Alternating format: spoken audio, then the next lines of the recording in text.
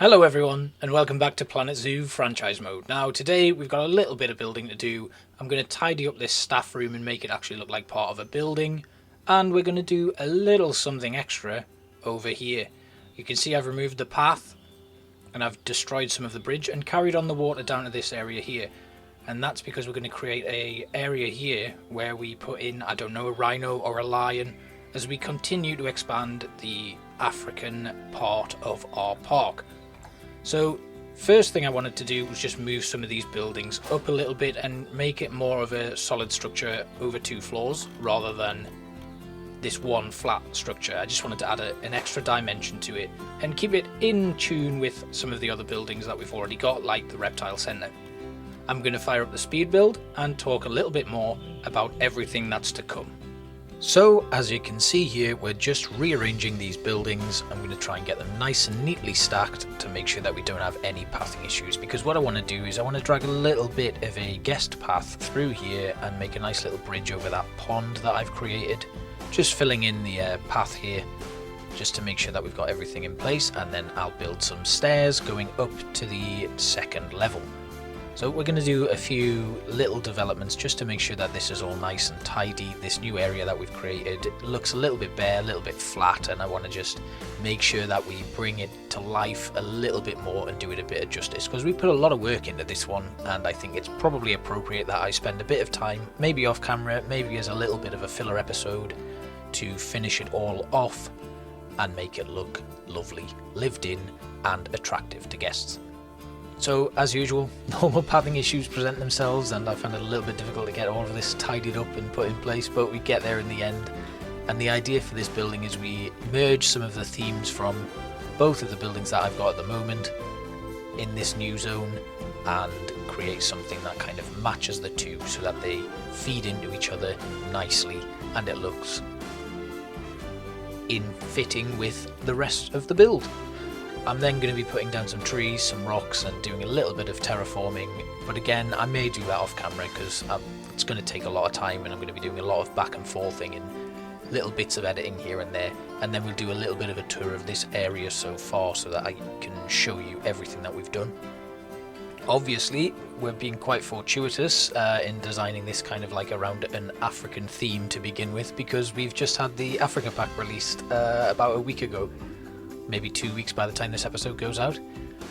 So that gives us another 5 animals to play with, thinking like meerkats and stuff. We probably won't add anything more to the big exhibit, but what I want to think about in terms of the big exhibit in the future is putting in a drive-through Jeep tour, which I think is going to be fantastic, because although we have a fair few viewing areas here, we still have some guests complaining that they don't get to see a lot of the animals, but I suppose that kind of depends on the time of day that you come. Like, you're not always going to see it. So here we're just filling in a few windows, and we're going to be taking these out as we go, just so I can like look at things and work out what looks nice and what works. I tried with this curved archway and I couldn't get it to work. Eventually I just settled on the singular one, popped in, and this kind of was an idea that didn't go to plan, and lots of different things you can see that I'm trying. So I settled on this one eventually. I just thought, well, why not? Let's give it a go. We've got a bit of time to play around.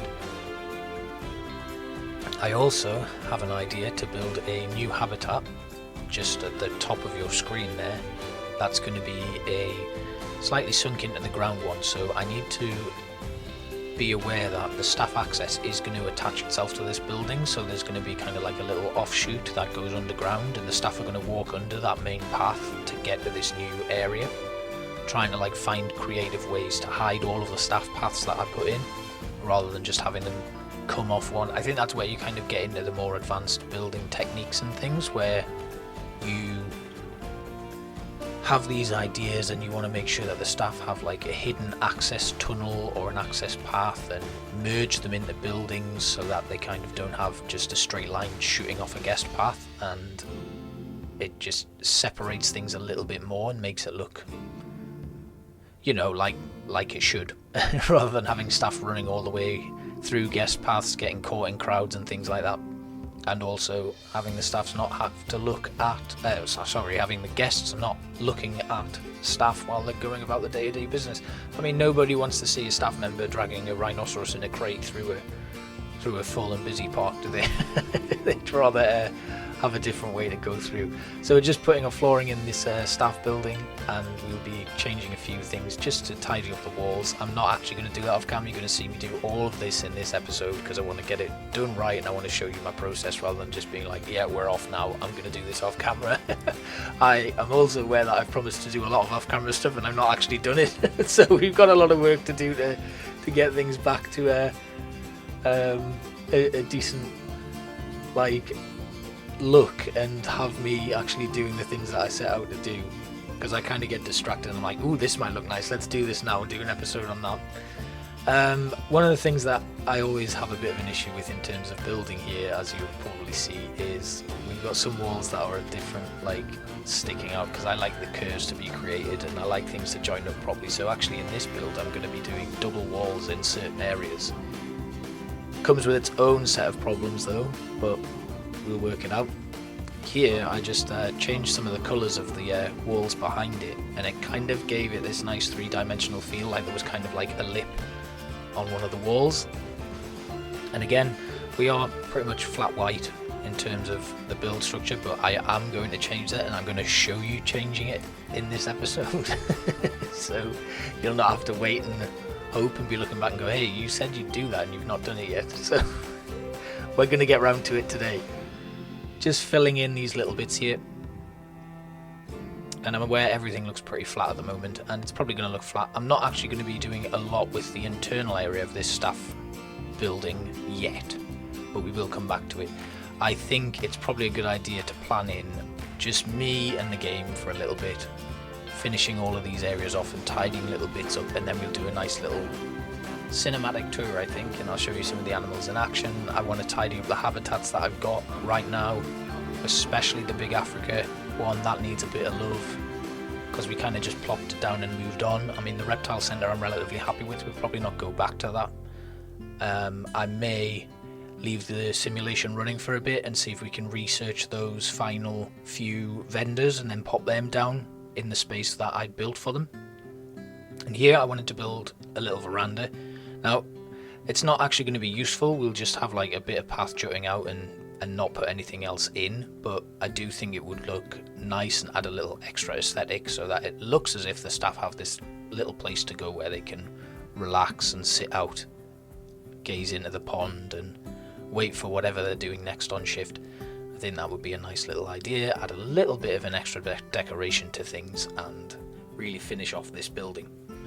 As you can see, there's a lot of litter, so there's a couple of things that are kind of like TLC needing done in the park, because I've been letting things run, people have been wandering around and things have been getting a little bit of a mess. So I'm going to be tidying up as much as I can and making sure that we reset our staff kind of areas and work zones and getting everything back ready for the next bit, which we're probably going to continue with the Africa theme, especially with the new pack being released. So I think maybe we'll move on to penguins. I've got that little bit of lake that goes a little bit further back, and I'd quite like to do something with that now. I think what's probably key though is we just focus on what we've got right now, get everything tidied up, because we're in danger now of continuing to expand things and build new habitats and exhibits and be left with so much work to do to actually finish this off, because I do want to have like an end goal for this zoo, and it is going to be actually filling out that big picture planning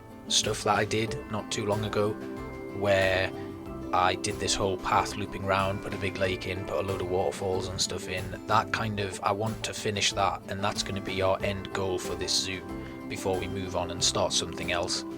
I've got a few ideas for future series and things like that, because eventually the extra content for the game is going to stop and we'll just be left with what the game currently has, and that's quite exciting but also quite sad, because it's really nice to see the content that's coming out, but that does have to come to an end at some point, especially with like Frontier will move on to different things. We had Planet Coaster going for a number of years, and then Planet Zoo came out. So I assume, especially with the way that the game industry moves forward at this time, it's probably not going to be long before Frontier move on to their next management simulation game, and we have to say goodbye to the extra content for Planet Zoo. Obviously there's a huge modding community in Planet Zoo already. I've seen some wonderful stuff. Corgis have been my favourite one so far. I will actually put the link to the Corgi video in the description. Do make sure you click on it. It's the cutest thing ever. And some of the people that are putting out mods for the game are, you know, they've done incredible jobs, and it's really exciting to see that stuff coming out. But we're talking this zoo. We have almost finished sorting this out. I'm just going to put a roof on. I wasn't quite sure. When it comes to roofs, I never really know what to do, and it always confuses me. I hate flat stuff. I hated having that flat roof on the reptile center, which is why I made changes. Here is much the same. So I thought I'd take some of the inspiration from the reptile center and kind of recreate that here. The only other issue I have is when I put this in, these walls stick out the top, which is another thing that really bugs me. It would be nice if things just kind of clipped and left it at that. So what I actually did was I made this lip all brown, and then did the same with some of these top walls. I made them all brown as well, because they don't actually jut out into the building itself too much, and it kind of hid them enough that I was happy with them and okay to just carry on with the build around them. And then we can carry on that theme with the brown throughout the build itself, so that it doesn't look like I've just plopped it down in a moment of panic when I've seen this sort of thing happen. See, that doesn't look too bad. You can't really tell that it's there unless you're really looking for it, and I don't think it disrupts the build quality too much. I did want to add a little bit extra on, so I extended this roof up a little bit, which again hid things even more and created a nice little lip all the way around that midpoint of the roof structure itself.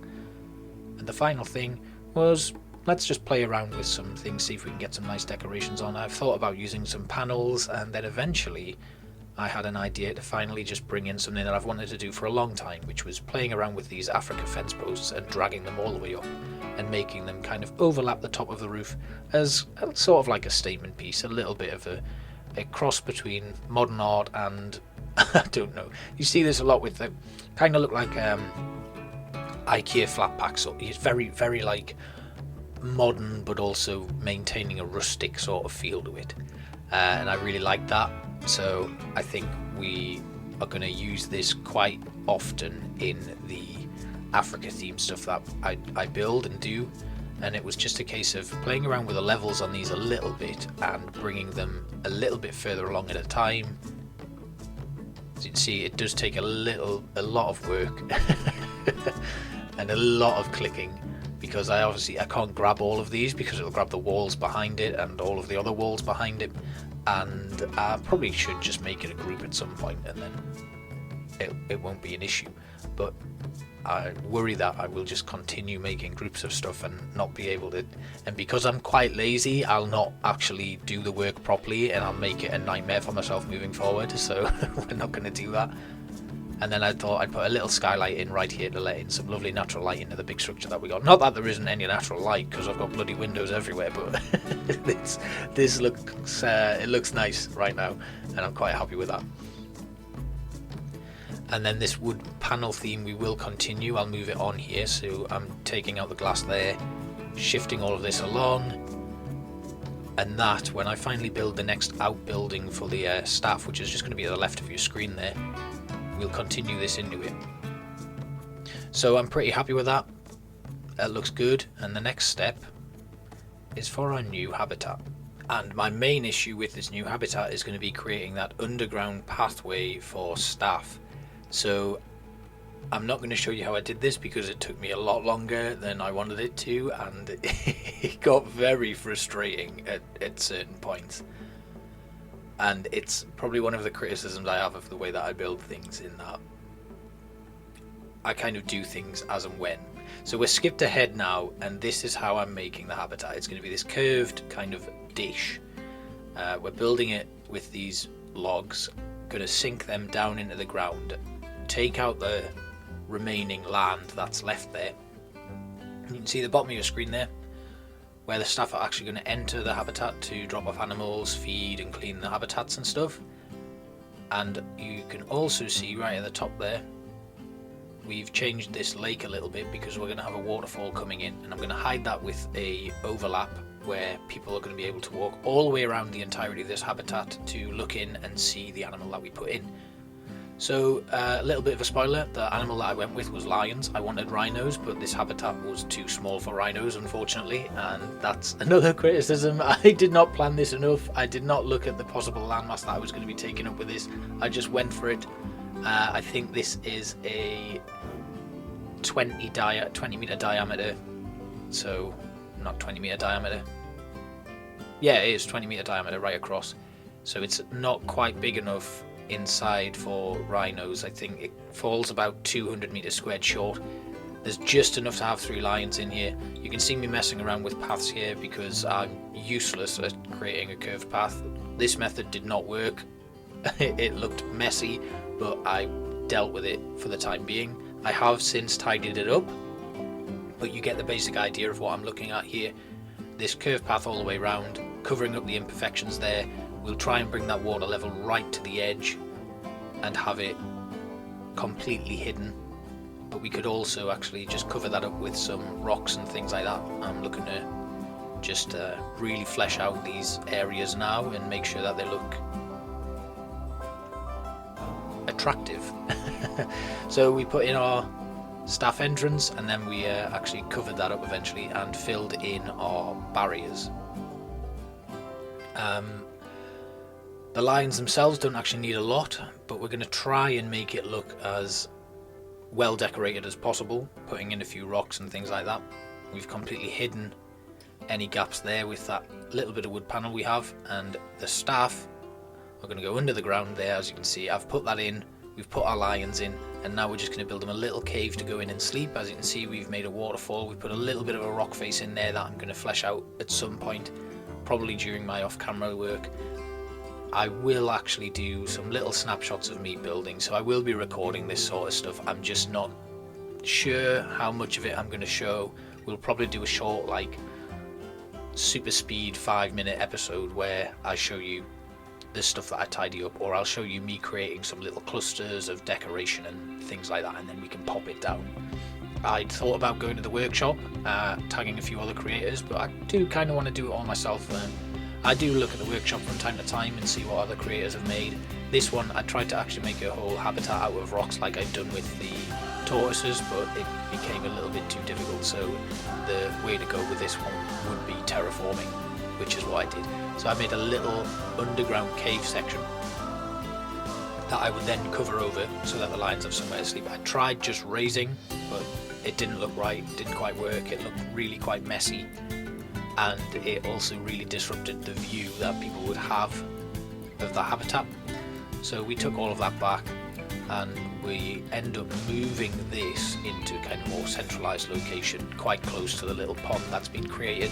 Now the lions don't really have a water requirement, but I really do like to have it in all of them because they may not have a water requirement, but they still do swim, they still go up to that watering hole to drink and things, and as long as we have water purifiers nearby, it isn't actually a problem.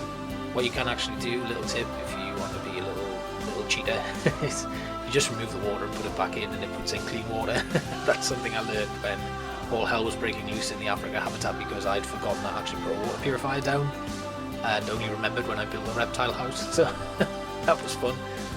Anyway, we're coming up to a little tour, so I'm going to wrap up with a little bit of a off-camera bit where I tidy things up, and I will do a little tour for you so you can see how everything looks when it's finished and when it's actually daytime, because this doesn't look great at night. You kind of just be watching me work in the pitch black for a good few hours. Well, a few minutes. Let's not over-exaggerate here. People don't want to watch me that long. Right. Okay, so this is us digging out the final bits of this cave for the lions to sleep in. And because believe it or not, the lions don't actually sleep in the jungle, the mighty jungle. They sleep in the caves in the desert, or maybe just under a tree. I don't know. So here it is. We finished off our staff facility here. Did a little bit of interior and exterior decorating. Dropped a jeep down outside it. Then created some lovely path trims. bit more grass and some sculptures just to make it look a little bit more three-dimensional, lived in and attractive. I sunk in a few reeds into the ground just to give a bit more dynamic feel to the grass. Made some lovely planters with that achievement line as well there, overlooking the new enclosure where our king rests peacefully by the waterfall. We made a little like woodland walkabout that looped around the other side of the staff area. Annoying thing, people started queuing up to look at the turtles through that window. And here's the overhead view. So I hope you enjoyed that, a little bit of a taste of what I'm going to be doing off cam just to really flesh this area out and finish it off before we move on to our next one. Drop me a like, comment and subscribe if you enjoyed this, and I will see you all next time.